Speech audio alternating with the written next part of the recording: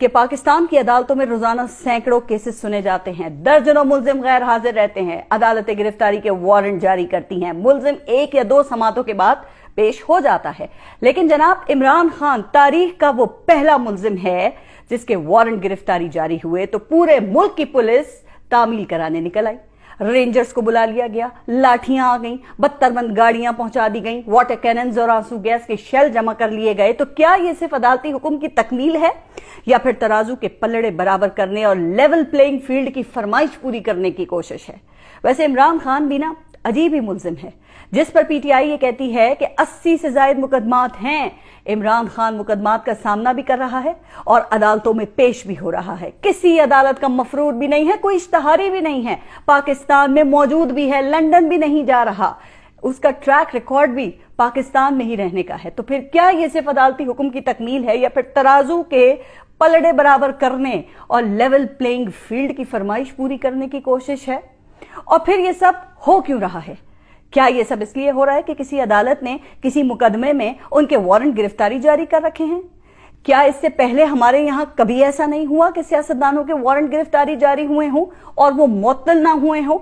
کیا اس سے پہلے کبھی ایسا نہیں ہوا کہ کسی سیاستدان پر فرد جرم عائد ہونی ہو اور وہ عدالتوں میں پیش نہ ہوتا رہا ہو؟ زیادہ دور نہیں، ویسے ابھی چند ماہ پہلے کی ہی تو بات ہے کہ منی لانڈرنگ عرف ٹی ٹی کے کیس میں عدالتیں میاں محمد شہباز شریف، حمزہ شہباز اور سلمان شہباز کو فرد جرم عائد کرنے کے لیے پکار رہی تھی، لیکن وہ پیش نہیں ہو رہے تھے۔ ایک وقت میں مقدمات کی سماعت کرنے والی اسپیشل کورٹ نے تو سلمان شہباز کو اشتہاری قرار دے دیا تھا۔ یاد ہے نا کہ شہباز شریف مسلسل حاضری سے استثناء کی درخواستیں دے رہے تھے۔ اسحاق ڈار تو آئے ہی اس گارنٹی کے بعد تھے کہ انہیں گرفتار نہیں کیا جائے گا، اور بڑے میاں صاحب کے تو کیا ہی کہنے ہیں، وہ تو ابھی تک اس لیے آنے کو تیار نہیں ہیں کیونکہ انہیں ابھی تک گرفتاری سے بچنے کی جو پکی گارنٹی ہے وہ نہیں مل سکی ہے۔ تو بات یہ ہو رہی تھی کہ یہ سب کچھ اس لیے نہیں ہو رہا کہ عمران خان عدالت میں پیش نہیں ہو رہے اور کسی عدالت نے ان کے وارنٹ گرفتاری جاری کر رکھے ہیں، بلکہ یہ سب کسی کی انا کی تسکین کے لیے ہو رہا ہے، اور بظاہر یہ سب مسلم لیگ نون کی چیف آرگنائزر مریم نواز کی ذاتی انا کی تسکین کے لیے ہی ہو رہا ہے۔ اسی لیے مریم نواز کو اچانک پہلے انصاف، پھر انتخاب اور ترازو کے پلڑوں کی فکر بہت لاحق ہو گئی ہے۔ آپ دیکھیں کہ وہ اپنی ہر تقریر میں، ہر گفتگو میں عدلیہ کو ترازو کے پلڑوں میں ڈال کر مسلسل دباؤ کی مہم میں مصروف ہیں اور ایک ہی مطالبہ کرتی نظر آتی ہیں کہ ترازو کے پلڑے برابر کیے جائیں۔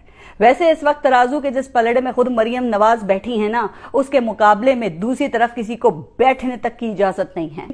بات یہ بھی سچ ہے کہ مسلم لیگ نون نے اپنے سپورٹرز کو باہر نکالنے کی کوشش تو بھرپور کی تھی کہ کسی طرح جب میاں نواز شریف اور مریم نواز کی گرفتاری جو ہے وہ ٹل سکے، لیکن جناب کیا کریں، کبھی ان کا سپورٹر نہیں نکل سکا اور کبھی ان کے چچا شہباز شریف ہزاروں سپورٹرز کے جھرمٹ میں ایسے پھنسے کہ ایئرپورٹ ہی نہ پہنچ پائے اور میاں صاحب اور مریم نواز وطن واپسی پر ان کی راہ تکتے رہ گئے، جس کو یہ فخریہ طور پہ بتاتے ہیں کہ ہم نے تو خوشی خوشی گرفتاری دی تھی۔ بالکل ٹھیک ہے، آئے تو واقعی آپ خوشی خوشی ہی تھے، لیکن آپ نے ایئرپورٹ پر ہزاروں افراد کو جمع کر کے گرفتاری ناکام بنانے کا پلان بھی تو کر رکھا تھا۔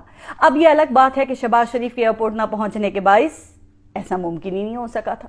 اچھا، اپریل 2019 میں نیب کی ٹیم شہباز شریف اور حمزہ شہباز کے وارنٹ گرفتاری لے کر ماڈل ٹاؤن میں ان کے گھر گئی تھی، جہاں انہیں شدید مزاحمت کا سامنا کرنا پڑا تھا۔ اب نیب کی ٹیم نے تو سیڑھی منگوا کر، دیوار پھلانگ کر اندر جانے کا ارادہ کیا تھا، لیکن اس میں بھی وہ کامیاب نہیں ہو سکے تھے، جبکہ حمزہ شہباز کی ایک تصویر آج بھی گوگل کی جا سکتی ہے جس میں وہ سیڑھی کے ذریعے اوپر جانے اور پھر نیچے اترنے کی کوشش کر رہے ہیں۔ چل، اگر یہ مثال بھی آپ کو پسند نہ آئے تو مریم نواز کی جانب سے 11 اگست 2020 کو نیب میں پیشی کے دوران سینکڑوں کارکنان کے ساتھ نیب کے دفتر کی آمد تو سب کو یاد ہی ہوگی نا، جب ان کے کارکنان نے اسی لاہور پولیس سے تصادم کیا اور اس دوران ان کی بلٹ پروف گاڑی کا شیشہ بھی چٹک گیا تھا۔ تو پھر کہنے کا مقصد یہ ہے کہ نہ ہی عمران خان کی گرفتاری کے لیے پوری لاہور پولیس اور رینجرز اس لیے جھونکی گئی کہ وارنٹ گرفتاری کی تکمیل میں قانون کی حکمرانی مقصود ہے، اور نہ ہی وہ پہلے سیاستدان ہیں جو کارکنان کو ڈھال بنا کر گرفتاری اوائڈ کر رہے تھے۔ یہ سب اس لیے ہو رہا تھا کہ میاں محمد نواز شریف اور مریم نواز کی ضد ہے کہ عمران خان کو گرفتار کر کے نااہل کیا جائے، جس کو انہوں نے بہت بہترین طریقے سے یہ لیول پلینگ فیلڈ اور ترازو کے پلڑوں کے برابر کرنے کا نام دیا ہوا ہے، اور انہی کی ضد کی پاداش میں اب کہیں نہ کہیں یہ طے ہو چکا ہے کہ عمران خان کو ہر حال میں گرفتار کرنا ہے، چاہے پھر کچھ بھی ہو جائے۔ اور اسی لیے کئی دن سے زمان پارک بازیچہ اطفال بنا ہوا ہے، جہاں تماشا لگا ہوا ہے، پوری دنیا دیکھ رہی ہے۔ اور حال یہ ہے کہ اقوام متحدہ کے ترجمان ہوں یا امریکی محکمہ خارجہ کے ترجمان، سب ہی اس پر گہری تشویش کا اظہار کر چکے ہیں، اور اب تو مشرق وسطی میں امریکی کارستانیوں کے سب سے بڑے گواہ اور کردار ظلم خلیل زاد بھی بول پڑے ہیں۔ تو پھر اب آپ خود ہی اندازہ کر لینا کہ کس طرح پوری دنیا میں پاکستان کی جگ ہزائی ہو رہی ہے۔ ان 2 دنوں میں پولیس نے لاٹھی چارج، واٹر کیننز، ربر کی گولیاں اور آنسو گیس کی بدترین شیلنگ سمیت سب کچھ کر کے دیکھ لیا، لاہور کو آگ کی نظر کر دیا۔ پتہ نہیں ایسی کون سی قیامت آ رہی تھی کہ 18 تاریخ کے وارنٹ ہیں، لیکن آپ نے عمران خان کو لازمی 2 دن پہلے گرفتار کر کے اپنے پاس رکھنا ہے، لیکن خیر اس میں وہ ناکام رہے۔ ویسے آپ پاکستان تحریک انصاف کے جو ورکرز ہیں، انہوں نے یہ ثابت کر دیا ہے کہ ان کو ایلیٹ کلاس کے برگر بچے سمجھنے والے نادان ہیں۔ پی ٹی آئی کے کارکن کمیٹڈ ورکرز ہیں جو اپنے لیڈر کے لیے کچھ بھی کرنے کو تیار ہیں۔ پھر آپ اب اس پہ حکومت کا غصہ دیکھیں، یا اس پر حکومت کا غصہ تو بنتا ہے نا، اور غصے کے دوران حکومت کی ترجمان پھر جو باتیں کرتی ہیں نا، اسے سن کر قوم شاید ہنس ہنس کر دوہری ہو جاتی ہے۔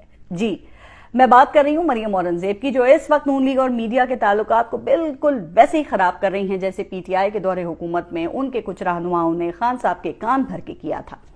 آج مریم اورنگزیب فرما رہی تھی کہ وارنٹ گرفتاری پر جیسی سہولت عمران خان کو میسر ہے، ایسی ہی سہولت ہر پاکستانی کے لیے ہونی چاہیے۔ تو بھئی بالکل ٹھیک بات ہے۔ ویسے سہولت کے ساتھ ساتھ ہر سزا یافتہ شخص کے لیے اگر 50 روپے کے سٹیمپ پیپر پر بیرون ملک علاج کی سہولت بھی میسر ہو جائے، اور گجرانوالہ کی انسداد دہشت گردی کی ایک عدالت نے، آپ کو پتہ ہے، رانا ثناء اللہ کے وارنٹ گرفتاری بھی جاری کیے ہوئے ہیں، اور ان کو گرفتار کر کے 28 مارچ کو پیش کرنے کا حکم بھی ہے، لیکن رانا ثناء اللہ پورے ملک میں آزادی سے گھوم رہے ہیں۔ تو ایسی ہی سہولتیں اگر عام شہری کو بھی میسر ہو جائیں تو پھر کیا بات ہے، پھر تو 4 چاند لگ جائیں گے۔ تو کیا خیال ہے آپ کا اس پر؟ وزیر اطلاعات مریم اورنگزیب کو ٹاک شوز میں اینکرز کے سخت سوالات کے جواب دینے سے لگتا ہے کہ ویسے ہی الرجی ہے۔ وہ بس ایک آدھ فون بیپر دے کے یا واٹس ایپ پر اپنے ٹکر چلوا کر یہ سمجھتی ہیں کہ انہوں نے اپنی ذمہ داری پوری کر دی ہے۔ چلیں، آپ یہی کرتی رہیے، لیکن کم از کم ٹھیک طرح سے تو کر لیں۔ کیا آپ کی وزارت اطلاعات کا مقصد صرف اور صرف عمران خان کی بیشنگ ہی ہے؟ کبھی کسی پریس کانفرنس میں بھوک سے بلکتی عوام کو کسی ریلیف کی خوشخبری ہی سنا دیں؟ آپ کبھی کسی چیز کے سستا ہونے کی خبر ہی دے دیں؟ کبھی لوگوں کو مفت علاج کی خوشخبری ہی سنا دیں؟ یا کبھی اسحاق ڈار کے ڈالر کو 200 روپے پہ لانے کے دعوے کو حقیقت میں بدلنے کی خوشخبری ہی سنا دیں؟ ہاں، آپ نے اپنے ان 10 ماہ میں ایک خوشخبری ایک مرتبہ سنائی تھی، جب حکومت نے 40,000 روپے سے کم آمدن والا جو طبقہ ہے اس کو صرف 2 ہزار روپے الگ سے دینے کا اعلان کیا تھا، اور ان کے اعلان کرنے کا انداز بھی اتنا خوبصورت تھا کہ مزہ آ گیا تھا۔